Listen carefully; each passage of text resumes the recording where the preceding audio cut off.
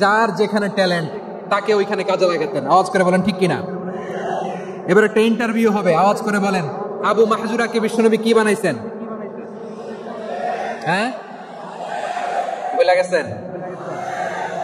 সামনের চুলে হাত দিয়ে বিশ্বনবী কি সুন্দর গলায় আজান শিখালেন।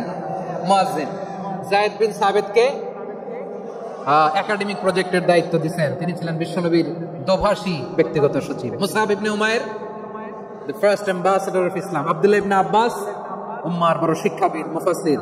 আব্দুল্লাহ ইবনে মাসউদ ছিলেন জুরিস্ট। কি ছিলেন? জুরিস্ট ছিলেন, এই উম্মার সবচেয়ে বড় জুরিস্ট। খালিদ বিন ওয়ালিদ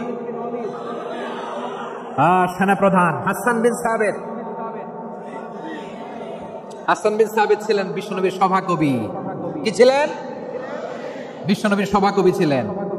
এরপরে হুযায়ফা ইবনুল ইয়ামান কি ছিলেন? গোয়েন্দা বিভাগের প্রধান। মুআয ইবনে জাবাল কি ছিলেন?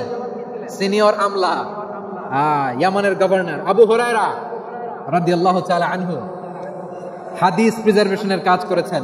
আর আমাদের রুফাইদা আল আসলামিয়া রাদিয়াল্লাহু তাআলা আনহা কি ছিলেন?